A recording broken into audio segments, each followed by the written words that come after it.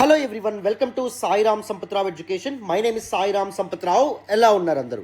ఈరోజు మన current affairs సెషన్లో భాగంగా రీసెంట్గా న్యూస్లో ఉన్నటువంటి one of the most important space mission, that is blue ghost mission ఏదైతే ఉందో దీని గురించి అర్థం చేసుకునే ప్రయత్నం చేద్దాం. ఎందుకు ఈ బ్లూ గోస్ట్ మిషన్ అనేటువంటిది న్యూస్లో ఉంది, అండ్ దాంతోపాటుగా దీని యొక్క ఆబ్జెక్టివ్స్ ఏంటి, దాంతోపాటుగా దీని యొక్క కీ ఫీచర్స్ ఏంటి, ముఖ్య లక్షణాలు ఏంటి, అండ్ దాంతోపాటుగా ఇండియన్ స్పేస్ సెక్టార్, భారత అంతరిక్ష రంగం ఏదైతే ఉందో దాన్ని ప్రైవేటైజ్ చేయడం వెనుక ఉన్న సిగ్నిఫికెన్స్, ప్రాముఖ్యత ఏంటి, అండ్ దాంతోపాటు కొన్ని సవాళ్ళు ఏంటో కూడా మనం మాట్లాడే ప్రయత్నం చేద్దాం. చాలా కాంప్రహెన్సివ్గా, కూలంకషంగా దిస్ పర్టికులర్ టాపిక్ని అర్థం చేసుకునే ప్రయత్నం చేద్దాం. జాగ్రత్తగా అటెన్షన్ పే చేసి వినండి. మరి సెషన్లోకి వెళ్లే ముందు మీ అందరికీ ఒక చిన్న మాట. ఆన్ డైలీ బేసిస్ ప్రతిరోజు మనం పెడుతున్నటువంటి ఎఫర్ట్స్ మీకు నచ్చుతున్నట్టయితే please do hit that big fat like button. Explanation ఎలా ఉందో కామెంట్ చేయండి. మీ ఫ్రెండ్స్ అండ్ ఫెలో ఆస్పిరెంట్స్కి కూడా మన వీడియోస్ని షేర్ చేసే ప్రయత్నం చేయండి. ఛానల్ని ఇంకా సబ్స్క్రైబ్ చేసుకోకపోతే సబ్స్క్రైబ్ చేసుకోండి. తెలుగు రాష్ట్రాల నుంచి కాంపిటేటివ్ ఎగ్జామినేషన్ ప్రిపేర్ అవుతున్న స్టూడెంట్స్ అందరి కోసం మనం చాలా మంచి ఇనిషియేటివ్స్తో ముందుకు రాబోతున్నాం. ఓకేనా? మరి without any further delay this particular సెషన్లోకి వెళ్ళిపోదాం. వినండి. యునైటెడ్ స్టేట్స్ ఆఫ్ అమెరికాకు చెందినటువంటి ఫైర్ఫ్లై ఏరోస్పేస్ అనేటటువంటి ఒక ప్రైవేట్ కంపెనీ సక్సెస్ఫుల్గా తన లూనార్ మిషన్ ఏదైతే ఉందో దాన్ని పూర్తి చేయడం అనేది జరిగింది. దట్ పర్టికులర్ మిషన్ పేరు వచ్చేసి బ్లూ గోస్ట్ మిషన్. దీని యొక్క నిక్ నేమ్ ఏంటి అంటే ghost riders in the sky. ఈ నిక్ నేమ్తో కూడినటువంటి ఈ మిషన్ ఏదైతే ఉందో దాన్ని ఈ సంవత్సరం జనవరి నెలలో స్టార్ట్ చేయడం అనేటువంటి జరిగింది, లాంచ్ చేయడం అనేది జరిగింది. అండ్ ఈ పర్టికులర్ మిషన్ యొక్క ల్యాండర్ ఏదైతే ఉందో అది సక్సెస్ఫుల్గా చంద్రుని మీద, జాబిల్లి మీద ల్యాండ్ అవ్వడం అనేటువంటి జరిగిందమ్మా. అండ్ ఇక్కడ మనం గమనించాల్సినటువంటి విషయం ఏంటి అంటే దిస్ బ్లూ గోస్ట్ మిషన్ ఏదైతే ఉందో it became only the second private mission to launch their lander on the moon. జాబిల్లి మీద వాళ్ళ ల్యాండర్ని సక్సెస్ఫుల్గా, విజయవంతంగా లాంచ్ చేసినటువంటి సెకండ్ ప్రైవేట్ మిషన్గా మనం చెప్పొచ్చు. మరి ఫస్ట్ ఏంటి, యునైటెడ్ స్టేట్స్ ఆఫ్ అమెరికాకే చెందినటువంటి ఇంట్యూటివ్ మిషన్స్ అనేటటువంటి ఒక ప్రైవేట్ కంపెనీ గత సంవత్సరం లాస్ట్ ఇయర్ ఫిబ్రవరి 2024 సంవత్సరంలో వాళ్ళ యొక్క ల్యాండర్ ఏదైతే ఉందో దాన్ని ల్యాండ్ చేయడం అనేది జరిగింది. అండ్ బ్లూ గోస్ట్ మిషన్ ఏదైతే ఉందో it became first to land upright, అంటే నిలువుగా ల్యాండర్ని ల్యాండ్ చేసినటువంటి మొట్టమొదటి ప్రైవేట్ మిషన్గా మనం ఫైర్ఫ్లై ఏరోస్పేస్ యొక్క బ్లూ గోస్ట్ మిషన్ని మనం చెప్పొచ్చు.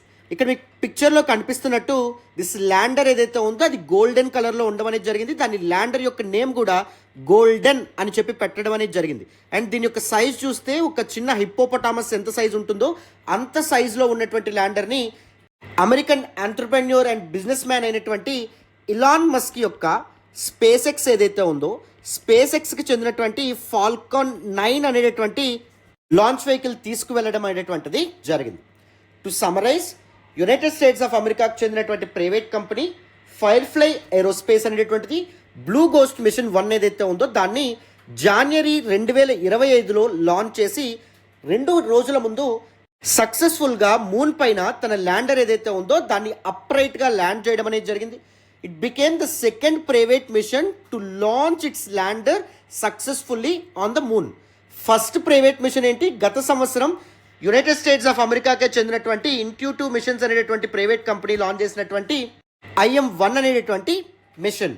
అండ్ దిస్ పర్టికులర్ ల్యాండర్ ఏదైతే ఉందో దాని యొక్క నేమ్ ఏంటి, గోల్డెన్ అని చెప్పి పిలవడం అనేటటువంటిది జరిగింది. Very important. నెక్స్ట్ చూడండి. So now what exactly is this blue ghost mission 1? అసలు ఇంతకీ ఈ బ్లూ గోస్ట్ మిషన్ 1 అంటే అర్థం ఏంటి? It's a private lunar landing mission. అంటే ఒక ప్రైవేట్ కంపెనీ నాసాతో కొలాబరేట్ అయ్యి మూన్ మీదకి, చంద్రుని మీదకి ల్యాండర్ని పంపించేటటువంటి ఒక mission by a private company named Firefly Aerospace under NASA's commercial lunar payload services programme. United States of America తన ప్రైవేట్ సెక్టార్ని ప్రైవేటైజ్ చేసేటటువంటి ఉద్దేశంతో this particular commercial lunar payload services ప్రోగ్రామ్ని తీసుకురావడం అనేటటువంటిది జరిగింది. ఇండియాలో ఎలా అయితే ఇన్ స్పేస్ అనేటటువంటి ప్రోగ్రామ్ని లాంచ్ చేశారో సేమ్ అలాగే దానిలో భాగంగానే దిస్ పర్టికులర్ ప్రైవేట్ మిషన్ ఏదైతే ఉందో దాన్ని లాంచ్ చేయడం అనేది జరిగింది. అండ్ దీన్ని లాంచ్ చేసినటువంటి స్పేస్ క్రాఫ్ట్ ఏంటి, ఇలాన్ మస్క్ యొక్క స్పేస్ ఎక్స్కి చెందినటువంటి ఫాల్కాన్ 9 అనేటటువంటి spacecraft. And this particular blue ghost mission యొక్క ల్యాండర్ ఏదైతే ఉందో అది మూన్, చంద్రుని యొక్క ఏ ప్రాంతంలో ల్యాండ్ అవ్వడం అనేది జరిగింది, నార్త్ ఈస్టర్న్ రీజియన్ అయినటువంటి మాన్స్ లాట్రైల్ అనేటటువంటి రీజియన్లో ల్యాండ్ అవ్వడం అనేది జరిగింది. ఇట్స్ ఎ వాల్కనిక్ యాక్టివిటీ ఉండేటటువంటి ఒక ఇంపార్టెంట్ రీజియన్గా మనం చెప్పొచ్చు. And this mission is design to operate for 14 days, 14 రోజుల పాటు చంద్రుడి మీద ఉంటూ చంద్రుని యొక్క జియాలజీ ఏదైతే ఉందో, సర్ఫేస్ ఏదైతే ఉందో దాన్ని స్టడీ చేయడమే కాకుండా మూన్ యొక్క ఎలక్ట్రోమాగ్నెటిక్ ఫీల్డ్ ఏదైతే ఉందో దాన్ని స్టడీ చేయడం అనేది జరుగుతుంది. అండ్ దాంతో పాటుగా మూన్స్ ఇంటీరియర్ నుంచి సర్ఫేస్ వరకు హీట్ ఫ్లో అనేటటువంటిది ఏ విధంగా జరుగుతుంది అని చెప్పి సైంటిఫిక్ స్టడీ చేయడం అనేటువంటి జరుగుతుంది this particular blue ghost mission 1. Clarity వచ్చిందని అనుకుంటున్నాను, అందరికీ అర్థమైందని అనుకుంటున్నాను. సో ఇప్పుడు దిస్ బ్లూ గోస్ట్ మిషన్ యొక్క ఆబ్జెక్టివ్స్ ఏవైతే ఉంటాయో దాని గురించి తెలుసుకుందాం. చూడండి, సక్సెస్ఫుల్గా మూన్ సర్ఫేస్ మీద ల్యాండ్ అయినటువంటి బ్లూ గోస్ట్ మిషన్ యొక్క ల్యాండర్ గోల్డెన్ ఏం చేస్తుందంటే it will study heat flow from the moon's interior. Moon యొక్క చంద్రుని యొక్క ఇంటీరియర్ నుంచి సర్ఫేస్కి హీట్ ఫ్లో అనేటటువంటిది ఏ విధంగా జరుగుతుంది, ఉష్ణోగ్రత అనేటటువంటిది ఏ విధంగా చేరుతుంది అనే విషయాన్ని తెలుసుకోవడం అనేది జరుగుతుంది. దానివల్ల సైంటిస్ట్ ఏమర్థం చేసుకుంటారు, థర్మల్ ఎవల్యూషన్ ఆఫ్ మూన్ ఏదైతే ఉందో దాన్ని అర్థం చేసుకునే ప్రయత్నం చేస్తారు. And it will analyse plume surface interactions to improve landing techniques. ఎప్పుడైతే ఒక ల్యాండర్ ఒక సర్ఫేస్ మీద ల్యాండ్ అయ్యే ప్రయత్నం చేస్తుందో అప్పుడు విపరీతమైనటువంటి ఎగ్జాస్ట్ గ్యాసెస్ ఏవైతే ఉన్నాయి, వెరీ హాట్ ఎగ్జాస్ట్ గ్యాసెస్ ఏవైతే ఉంటాయి అవి రిలీజ్ అవుతాయి. దాన్నే ప్లూమ్ అనేటటువంటి పేరుతో పిలవడం అనేది జరుగుతుంది. ఈ గ్యాసెస్ మూన్ యొక్క సర్ఫేస్తో ఎలా ఇంటరాక్ట్ అవుతాయి, ఎందుకంటే ఇంటరాక్షన్ వల్ల ల్యాండింగ్ యొక్క తీరుతెన్నులు మారిపోతాయి. సాఫ్ట్ ల్యాండింగ్ అవుతుందా లేకపోతే టఫ్ ల్యాండింగ్ అవుతుందా అనేటటువంటిది దిస్ ప్లూమ్ సర్ఫేస్ ఇంటరాక్షన్ ఏదైతే ఉందో అది నిర్ణయించడం అనేటటువంటిది జరుగుతుంది. అవునా? సో ఈ particular plume surface interaction study చేయడం ద్వారా ఫ్యూచర్ లూనార్ ల్యాండింగ్స్ ఏవైతే ఉంటాయో వాటిని మనం ఇంప్రూవ్ చేయొచ్చు. దిస్ క్రాష్ ల్యాండింగ్ కానీ లేకపోతే టఫ్ ల్యాండింగ్ ఏదైతే ఉందో దాన్ని కంప్లీట్గా ఎలిమినేట్ చేయొచ్చు, అవాయిడ్ చేయొచ్చు. అర్థమైందని అనుకుంటున్నాను. అండ్ దాంతోపాటు మూన్ యొక్క మ్యాగ్నెటిక్ అండ్ ఎలక్ట్రిక్ ఫీల్డ్స్ సంబంధించినటువంటి డేటా కూడా కలెక్ట్ చేయడం అనేది జరుగుతుంది. సో దట్ మూన్ యొక్క జియోలాజికల్ హిస్టరీ ఏదైతే ఉందో, చంద్రుని యొక్క ఏర్పాటు కానీ చంద్రుని యొక్క పరిణామక్రమ విషయాలు ఏవైతే ఉంటాయో అవి కూడా తెలుసుకోవడానికి వీలవుతుందమ్మా. సో బ్లూ గోస్ట్ మిషన్ యొక్క ఆబ్జెక్టివ్స్ మీకు పూర్తి స్థాయిలో అర్థమై అనుకుంటున్నాను. ఫస్ట్ వన్, హీట్ ఫ్లో ఏదైతే ఉందో మూన్స్ ఇంటీరియర్ నుంచి సర్ఫేస్ వరకు హీట్ ఫ్లో ఏ విధంగా అవుతుందో స్టడీ చేయడం. సెకండ్, ప్లూమ్ సర్ఫేస్ ఇంటరాక్షన్స్ అనేటువంటి స్టడీ చేయడం. థర్డ్ వన్ వచ్చేసి మూన్ యొక్క ఎలక్ట్రిక్ అండ్ మ్యాగ్నెటిక్ ఫీల్డ్స్ ఏవైతే ఉంటాయో అవి అర్థం చేసుకునే ప్రయత్నం చేయడం వల్ల చంద్రుని యొక్క జియోలాజికల్ హిస్టరీకి సంబంధించి అవగాహన పెంపొందించుకోవడం. క్లారిటీ వచ్చిందని అనుకుంటున్నాను, ఇక్కడ వరకు అర్థమైందని అనుకుంటున్నాను. సో ఇప్పుడు మనం key features of this blue ghost mission 1 ఏదైతే ఉందో దాన్ని తెలుసుకునే ప్రయత్నం చేద్దాం. వినండి, ముఖ్య లక్షణాలు ఏంటో చూద్దాం. ఈ బ్లూ గోస్ట్ మిషన్కి సంబంధించినటువంటి ల్యాండర్ ఏదైతే ఉందో ఇట్ క్యారీస్ 10 సైంటిఫిక్ ఇన్స్ట్రుమెంట్స్ అమ్మ. ఏంటవి? లూనార్ సాయిల్ అనలైజర్, పేరులోనే ఉంది. లూనార్ సాయిల్ ఏదైతే ఉందో చంద్రుని మీద ఉన్నటువంటి మట్టి ఏదైతే ఉందో అది అనలైజ్ చేయడానికి ఒక ఇన్స్ట్రుమెంట్. రేడియేషన్ టాలరెంట్ కంప్యూటర్, అక్కడ కలెక్ట్ చేసినటువంటి డేటా ఏదైతే ఉందో అది చెడిపోకుండా భూమికి చేరడానికి మధ్యలో రేడియేషన్ లాంటి ఛాలెంజెస్ ఏవైతే ఉంటాయి కాబట్టి వాటిని ఓవర్కమ్ చేసేటటువంటి ఒక కంప్యూటర్, వాటిని తట్టుకొని నిలబడేటటువంటి ఒక కంప్యూటర్. ఏ జీపీఎస్ బేస్డ్ నావిగేషన్ ఎక్స్పెరిమెంట్. ఈ ఇన్స్ట్రుమెంట్ ఎందుకు? To test satellite navigation of the moon.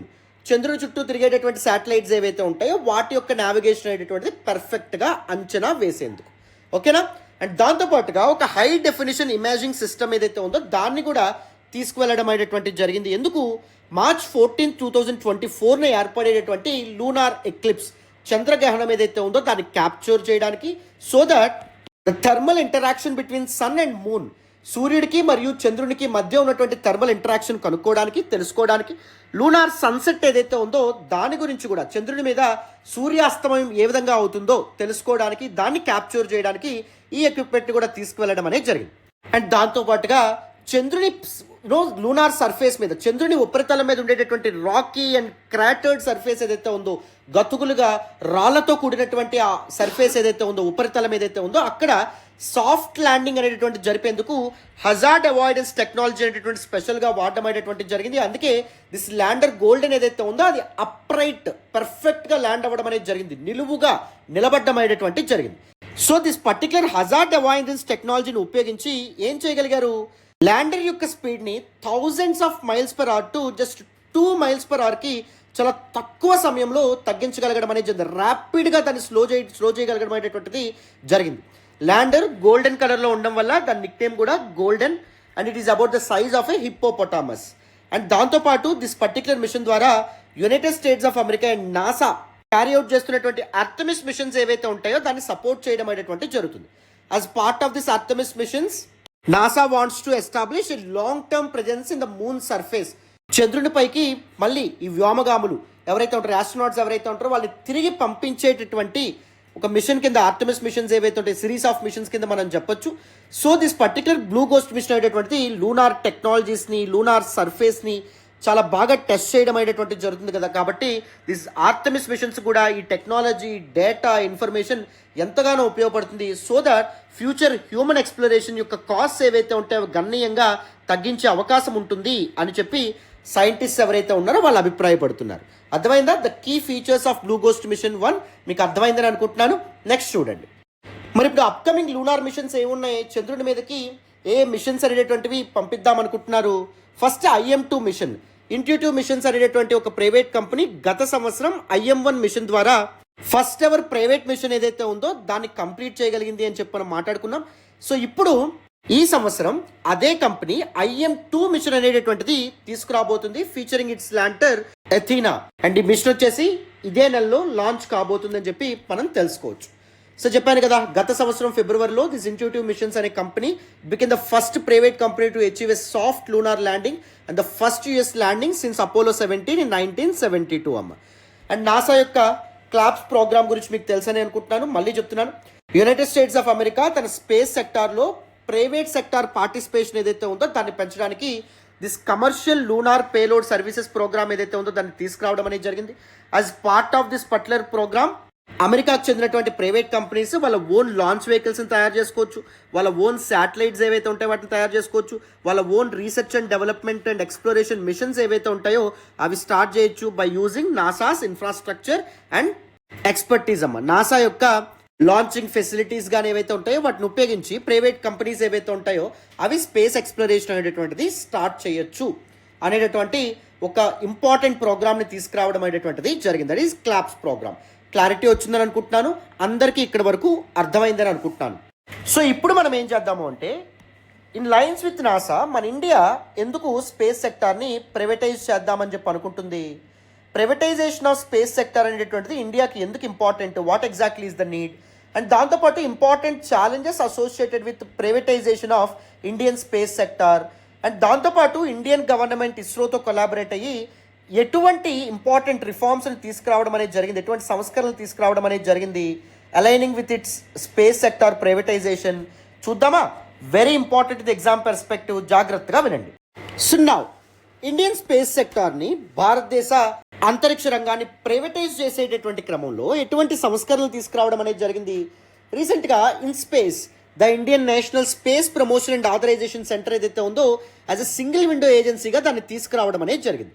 So ఈ పర్టికులర్ ఏజెన్సీ ఏం చేస్తుంది, ప్రైవేట్ కంపెనీస్ ఏవైతే ఉంటాయో వాటికి గైడెన్స్ ప్రొవైడ్ చేయడం అనేది జరుగుతుంది.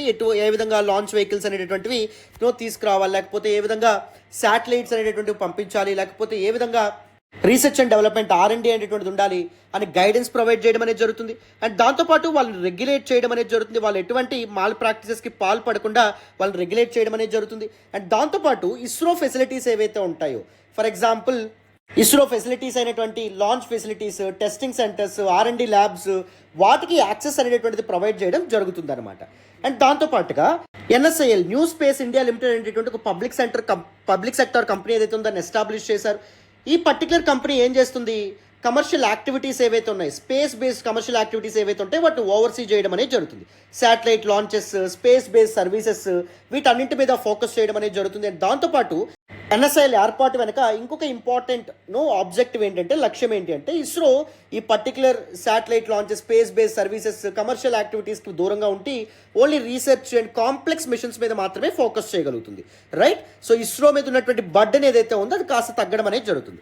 Private sector participation in satellite and launch vehicle development. ఇప్పుడు ప్రైవేట్ కంపెనీస్ ఏవైతే ఉన్నాయో they were allowed to build these launch vehicles or శాటిలైట్స్ని తయారు చేసుకోవచ్చు, వాటికే ఓనర్షిప్ ఉంటుంది, వాటిని ఆపరేట్ చేయొచ్చు, శాటిలైట్ కాన్స్టలేషన్స్ ఏవైతే ఉంటాయో వాటిని క్రియేట్ చేయొచ్చు, స్పేస్ బేస్డ్ టెక్నాలజీస్ ఏవైతే ఉంటాయో వాటి మీద ఇన్వెస్ట్ చేయొచ్చు, వేరియస్ అప్లికేషన్స్ ఏవైతే ఉంటాయో వాటి మీద ఇన్వెస్ట్ చేయొచ్చు. అండ్ దాంతోపాటు కమ్యూనికేషన్ అండ్ రిమోట్ సెన్సింగ్ ఏవైతే ఉంటాయో ఇలాంటి స్పేస్ బేస్డ్ సర్వీసెస్ ఏవైతే ఉంటాయో వాటిని వేరు కంపెనీలకి బిజినెస్ టు బిజినెస్ కానీ లేకపోతే ఈవెన్ రిటైలర్స్ పీపుల్ ఎవరైతే ఉంటారో వాళ్ళకు కూడా అందించవచ్చు. Access to ISRO infrastructure, ISRO launch ఫెసిలిటీస్కి, టెస్టింగ్ సెంటర్స్కి, R&D ల్యాబ్స్కి యాక్సెస్ అనేటటువంటిది రావడం అనేది జరిగింది. So that these new companies ఏవైతే ఉంటే వాటికి ఎటువంటి బ్యారియర్స్ ఉండవు. ఆల్ ఆఫ్ ఎ సడన్ వాళ్ళు ఒక ఫెసిలిటీ అనేటువంటిది ఏర్పాటు చేసుకొని వాళ్ళు లాంచ్ వెహికల్స్ తయారు చేయడం కానీ ఇవన్నీ చేయక్కర్లేదు. సో సింపుల్గా ఒక ఎంట్రీ బ్యారియర్స్ లేకుండా క్రియేట్ చేయడం అనేది జరిగింది. Development of space startups. Government ఏం చేసింది, స్టార్టప్ ఎకో సిస్టమ్ ఏదైతే ఉందో దాన్ని స్పేస్ సెక్టార్లో ప్రమోట్ చేయాలని చెప్పి బలంగా నిర్ణయించడం అనేది జరిగింది. ఏవైతే ఎమర్జింగ్ కంపెనీస్ ఉన్నాయో వాటికి financial support and technical support government ఇవ్వడం అనేది జరుగుతుంది. So that innovation and competition ఏదైతే ఉందో, సృజనాత్మకత ఏదైతే ఉందో స్పేస్ సెక్టార్లో ఇంప్రూవ్ అవ్వడం అనేటువంటిది జరుగుతుంది. Next encouragement of international collaborations.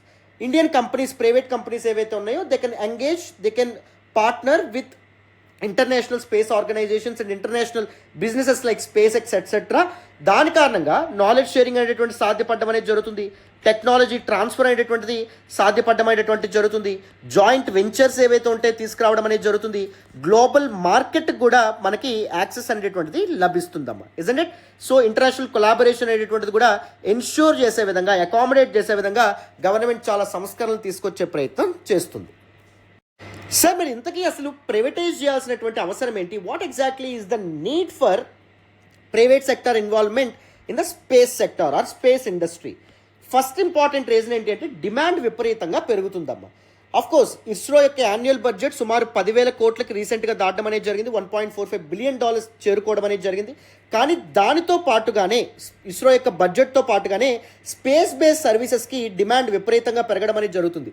Communication, IT రంగాలు ఎప్పుడైతే అభివృద్ధి కాబడుతున్నాయో దానికి కావాల్సినటువంటి శాటిలైట్ డెవలప్మెంట్కి కూడా డిమాండ్ అనేటటువంటిది విపరీతంగా పెరగడం వల్ల ఇస్రో అవన్నీ ప్రొవైడ్ చేయకపోవడం వల్ల, ఇస్రో మీద అంత బర్డెన్ ఇస్రో క్యారీఅవుట్ చేయకపోవడం వల్ల సీమ్లెస్గా దిస్ గ్రోయింగ్ డిమాండ్ ఏదైతే ఉందో దాన్ని క్యాపిటలైజ్ చేసుకోవడానికి, దాన్ని ఎక్స్ప్లోర్ చేయడానికి ప్రైవేట్ సెక్టార్ని భాగస్వాములుగా చేద్దాం అనుకున్నారు. ఉదాహరణ చూడండి, ఇస్రో ఏం చేస్తుంది, ప్యారలల్ మిషన్స్ ఏవైతే ఉంటాయో కండక్ట్ చేస్తుందా లేదు. ఫస్ట్ చంద్రయాన్ 1 అవ్వాలి, తర్వాత చంద్రయాన్ 2, తర్వాత చంద్రయాన్ 3, తర్వాత ఒకదాని తర్వాత ఒకటి ఏదైనా లాంచ్ చేస్తుంది. కానీ ప్యారలల్గా డిఫరెంట్ మిషన్స్ మీద వర్క్ చేస్తుందా ఇస్రో? వర్క్ చేయదు, రైట్? డిమాండ్ ఉన్నప్పటికీ మన దగ్గర అంత పొటెన్షియల్ లేనటువంటి పరిస్థితి. Private sector and private sector investment వచ్చిందనుకోండి, so that this growing demand ఏదైతే ఉందో దాన్ని క్యాపిటలైజ్ చేసుకోవచ్చు. And overall growth of the space sector. Present మనం ఓన్లీ కాంప్లెక్స్ మిషన్స్ ఏవైతే ఉంటాయి, అవి రీసెర్చ్ బేస్డ్ మిషన్స్ ఏవైతే ఉంటాయి వాటి మీద ఎక్కువ ఫోకస్ చేస్తున్నాం. బట్ కానీ స్పేస్ సెక్టర్ యొక్క గ్రోత్ ఏదైతే ఉందో అది ఎక్స్పోనెన్షియల్గా పెరుగుతుంది. స్పేస్ బేస్డ్ సర్వీసెస్కి డిమాండ్ అనేటువంటిది పెరుగుతుంది. సో ఓవరాల్గా అన్ని రంగాల్లో స్పేస్ సెక్టర్ని మనం యూటిలైజ్ చేసుకోవాలంటే private sector participation very important. Countries security as well. For example Kargil war సమయంలో ఏం జరిగింది, ఇండియా యొక్క స్పేస్ క్యాపబిలిటీస్, శాటిలైట్స్ మీద అటాక్ చేసి మనకి ఇన్ఫర్మేషన్ సరైన టైంలో చేరకుండా చేసే ప్రయత్నం చేశారు మన అడ్వర్సరీస్, మన యొక్క శత్రువులు. సో ఇప్పుడు ఈ ఇన్ఫర్మేషన్ని మనం డిఫరెంట్ అండ్ మల్టిపుల్ శాటిలైట్స్లో హోల్డ్ చేసామనుకోండి, ఒకవేళ మన శత్రువులు ఒక శాటిలైట్స్ అటాక్ చేస్తే వేరే శాటిలైట్ నుంచి మనం వెంటనే ఇన్ఫర్మేషన్ పొందగలగడం అనేటువంటిది జరుగుతుంది. So to counter such issues complete utilisation of space potential అనేటువంటిది నీడ్ ఆఫ్ ద అవర్ అని చెప్పి గవర్నమెంట్ ఆలోచిస్తూ ఉంది. International trends and experience. For example United States of America, most developed nations చూడండి, ప్రైవేటైజేషన్ వల్ల చాలా లాభపడ్డాయి. ఇలాన్ మస్క్ యొక్క స్పేస్ ఎక్స్ ఏదైతే ఉందో అది చాలా తక్కువ టైంలోనే ఒక ఇంపార్టెంట్ ఎమర్జింగ్ స్పేస్ కంపెనీ కింద ఎదగడం అనేది జరిగింది. అండ్ దాంతోపాటుగా space X high profitable space missions ఏవైతే ఉంటాయో వాటిని కూడా క్యారీ అవుట్ చేస్తుంది. స్పేస్ ప్రాజెక్ట్స్ ఏవైతే ఉంటాయో, హై ప్రొఫైల్ ప్రాజెక్ట్స్ ఏవైతే ఉంటాయో వాటిని కండక్ట్ చేయగలుగుతుంది. సో ఇలాంటి వేరే వాళ్ళ దగ్గర బెటర్ ప్రాక్టీసెస్ నుంచి మనం నేర్చుకోవచ్చా లేదా? తప్పకుండా నేర్చుకోవచ్చు. Human capital as well. Employment generation కూడా సాధ్యపడడం అనేది జరుగుతుంది. ఇప్పుడు ఇండియా డెమోగ్రఫిక్ డివిడెండ్ అనేటువంటి ఫేజ్లో ఉందమ్మా, రైట్? 1950 వరకు డెమోగ్రఫిక్ డివిడెండ్ ఫేజ్లో ఉంటాం.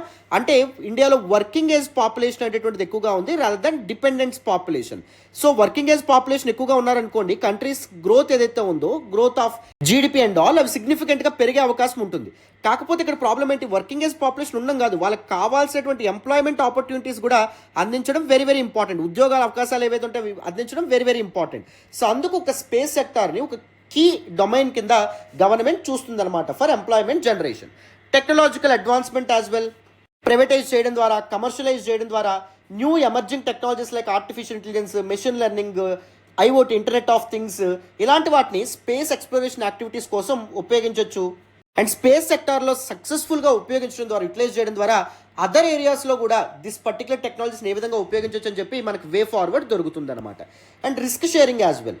మామూలుగా ఇస్రో ఒక ప్రాజెక్ట్ కండక్ట్ చేస్తుంది అనుకోండి, అది ఫెయిల్ అయింది అనుకోండి, చాలా కోట్ల నష్టం ఉండడం అనేది జరుగుతుంది.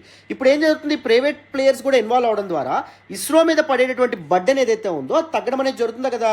మామూలుగా the risk of cost factor ఏదైతే ఉందో అండ్ ఫెయిల్యూర్ కాస్ట్ ఏవైతే ఉంటే చాలా వరకు తగ్గడం అనేటువంటిది జరుగుతుంది. అండ్ ప్రైవేట్ సెక్టర్ ఇన్వాల్వ్మెంట్ వల్ల వాళ్ళు ఆల్వేస్ ప్రాఫిట్ ఓరియంటేషన్తో ఉంటారు కాబట్టి they always try to succeed in what ever means. కాబట్టి ఏమవుతుంది, ఫెయిల్యూర్స్ ఏవైతే ఉంటే అవి మినిమైజ్ అవ్వడం అనేది జరుగుతుంది. స్పేస్ సెక్టార్లో ఎక్స్పర్ట్స్ యొక్క అవైలబిలిటీ కూడా సిగ్నిఫికెంట్గా పెరగడం అనేది జరుగుతుంది అనమాట. అర్థమైందా? సో అందుకు గవర్నమెంట్ ఏం చేస్తుంది, స్పేస్ సెక్టార్ని ప్రైవేటైజ్ చేసే ప్రయత్నం చేస్తుంది, ప్రైవేట్ ప్లేయర్స్ని ఇన్వాల్వ్ చేసే ప్రయత్నం చేస్తుంది. మరి ఇప్పుడు కొన్ని ఇంపార్టెంట్ కన్సర్న్స్ ఆర్ ఛాలెంజెస్ గురించి మాట్లాడదాం. స్పేస్ సెక్టార్ని ఎలా పడితే అలా ఇన్వాల్వ్ చేస్తే కొన్ని ముఖ్యమైన సమస్యలు కూడా ఉన్నాయి. First one, regulatory and legal framework. మనకి ఒక చట్టం అంటూ ఉందా రెగ్యులేట్ చేయడానికి? దిస్ ప్రైవేట్ ప్లేయర్స్ ఎవరైతే ఉంటారో వాళ్ళని ఒక రోబస్ట్ లీగల్ ఫ్రేమ్వర్క్ అనేటటువంటిది లేకపోవడం వల్ల ఏమైనా యాక్సిడెంట్ సమయంలో కానీ, డేటా సెక్యూరిటీ విషయాల్లో కానీ, కంప్లైన్స్ విషయంలో కానీ ఎవరిని నిందించాలి అని తెలియనటువంటి పరిస్థితి. ప్రైవేట్ ప్లేయర్స్ ఎవరైతే ఉంటారో వాళ్ళకి బలమైనటువంటి లీగల్ సిస్టమ్ ఉంటుంది కాబట్టి, బలమైనటువంటి లీగల్ ఎక్స్పర్ట్స్ ఉంటారు కాబట్టి వాళ్ళు లూప్ హోల్స్ ఉపయోగించుకొని ఏం చేస్తారు, బయటపడే ప్రయత్నం చేస్తారు. ఉదాహరణకి ఫర్ ఎగ్జాంపుల్, ఇస్రో యొక్క ఒక లాంచింగ్ ఫెసిలిటీ ఏదైతే ఉందో అక్కడ నుంచి ఒక ప్రైవేట్ ప్లేయర్ ఒక పర్టికులర్ లాంచ్ వెహికల్ లాంచ్ చేశారనుకోండి, అది ఫెయిల్ అయింది అనుకోండి, ఎవరి మీద బ్లేమ్ అనేటువంటిది వస్తుంది అని తెలియనటువంటి పరిస్థితి, ఆ అంబిగ్యూటీని క్లియర్ చేయలేనటువంటి పరిస్థితి. సో అందుకే regulatory and legal framework very important. దాని మీద గవర్నమెంట్ ఫోకస్ చేయాలి. National security risks as well. మన దేశానికి సంబంధించినటువంటి సెన్సిటివ్ టెక్నాలజీ, సెన్సిటివ్ డేటా ఏదైతే ఉందో అది మిస్యూజ్ అయ్యే అవకాశం ఉంటుంది. అండ్ దాంతోపాటు ఆర్ అడ్వర్సరీస్ ఎవరైతే ఉంటారో వాళ్ళు ఈ ప్రైవేట్ ప్లేయర్స్తో కుమ్మక్కయ్యి కలిసి ఈ డేటాని చోరీ చేసే అవకాశం ఉంటుంది. So strict monitoring and control mechanisms అనేటువంటివి తప్పకుండా ఉండాలమ్మా. And intellectual property concerns as well. Private players ఎప్పుడు దీస్ ఇంటలెక్చువల్ ప్రాపర్టీ కన్సర్న్స్ మీద ఎక్కువగా ఫోకస్ చేస్తారు. వాళ్ళ ఇంట్రెస్ట్ని ప్రొటెక్ట్ చేయాలంటే వాళ్ళ యొక్క ఎక్స్పర్టీస్ కానీ, వాళ్ళ యొక్క స్కిల్ సెట్ కానీ మిస్యూజ్ అవ్వకుండా, అనాథరైజ్డ్గా ఎక్స్ప్లాయిట్ కాకుండా చూడాలి. అది కూడా వెరీ వెరీ ఇంపార్టెంట్. అండ్ దాంతోపాటు ఫండింగ్ ఛాలెంజెస్ యాజ్ వెల్. స్టార్టప్స్ని ఇలాంటి వాటిని తీసుకొద్దాం అనుకుంటున్నారు, కానీ ఈ కంపెనీస్కి నిజంగా 500 కోట్లు 600 కోట్లు ఇంత ఫండింగ్ చేసే కెపబిలిటీ ఉంటుందా, కెపాసిటీ ఉంటుందా అనేటటువంటిది కూడా ఒక చాలా పెద్ద డౌట్ కింద మనం చెప్పొచ్చు. అండ్ ప్రాఫిట్ డ్రివెన్ అప్రోచెస్తో వీళ్ళు ఉంటారు ఎప్పుడు, వాట్ ఎవర్ ద మీన్స్ లాభం అనేటటువంటిది చేకూరాలి అని చెప్పి ప్రైవేట్ ప్లేయర్స్ అనుకుంటారు. The always prioritise profit over scientific research and innovation. దాని కారణంగా ఎక్కువ focus commercial objectives, commercial projects మీదకి వెళ్తుంది, కానీ రీసెర్చ్ అండ్ దాంతోపాటు స్పేస్ ఎక్స్ప్లోరేషన్ మీద ఉండదు. ఆ బాధ్యత కంప్లీట్గా ఇస్రో మీదే పడుతుంది అని కూడా ఎక్స్పర్ట్స్ చెప్తున్నారు. Environmental concerns as well. Private players involve అవ్వడం వల్ల నెంబర్ ఆఫ్ లాంచ్ వెహికల్స్ పెరుగుతాయి, నెంబర్ ఆఫ్ శాటిలైట్స్ పెరుగుతాయి, నెంబర్ ఆఫ్ సైంటిఫిక్ ఎక్విప్మెంట్ స్పేస్కి చేరుకుంటుంది. దాని కారణంగా స్పేస్ డెబ్రీ ఏదైతే ఉందో, అంతరిక్షంలో చెత్త ఏదైతే ఉందో అది పేరుకుపోవడం అనేది జరుగుతుంది. దాని కారణంగా కూడా మెనీ ఎన్విరాన్మెంటల్ కన్సర్న్స్ ఉంటాయి. Concerns like radiation, concerns like space debrisation. So ఇలాంటి కన్సర్న్స్ ఏవైతే ఉంటాయో వాటిని ట్యాకిల్ చేయడం కూడా వెరీ ఇంపార్టెంట్. ఎన్విరాన్మెంటల్ కన్సర్న్స్ని కూడా అడ్రస్ చేయడం వెరీ వెరీ ఇంపార్టెంట్. అర్థమైందా? సో కంప్లీట్గా కూలంకషంగా పూర్తి స్థాయిలో this particular blue ghost mission గురించి, అండ్ దాంతోపాటు ఫ్యూచర్ లూనార్ మిషన్స్ గురించి, అండ్ దాంతోపాటు ప్రైవేటైజేషన్ ఆఫ్ స్పేస్ సెక్టార్ గురించి మీకు పూర్తి స్థాయిలో అర్థమైంది అనుకుంటున్నాను. మన ఇన్స్టిట్యూట్ ఆఫర్ చేసే పెయిడ్ కోర్సెస్లో ఎవరైనా జాయిన్ అవ్వాలనుకుంటే మన యాప్ డౌన్లోడ్ చేసుకోవచ్చు, లేకపోతే మన వెబ్సైట్ sairamsampatraveducation.com విజిట్ చేయొచ్చు. ఏవైనా డౌట్స్ కోర్సెస్ గురించి ఉంటే మన సపోర్ట్ టీమ్ నెంబర్ ఇది, వాళ్ళకి కాల్ చేసి లేకపోతే వాట్సాప్లో మెసేజ్ చేసి కూడా తెలుసుకోవచ్చు. You will get the best quality classes. That is what I can guarantee you. నన్ను నమ్మి జాయిన్ అవ్వండి. మీ నమ్మకం ఒమ్ము కాదు. కాన్సెప్చువల్ క్లారిటీ ఉంటుంది, హ్యాండ్ హోల్డింగ్ ఉంటుంది, బెస్ట్ టెస్ట్స్ ఉంటాయి, అండ్ దాంతోపాటు మెటీరియల్స్ ఏవైతే ఉంటాయో, ఎగ్జామ్ సెంట్రిక్ మెటీరియల్స్ ఏవైతే ఉంటాయో ప్రొవైడ్ చేయడం జరుగుతుంది. ఓకేనా? చక్కగా జాయిన్ అయ్యే ప్రయత్నం చేయండి. మీ నమ్మకం ఒమ్ము కాదు. Thank you so much once again. మళ్ళీ నెక్స్ట్ క్లాస్లో కలుద్దాం. Thank you so much. Bye నాన్న.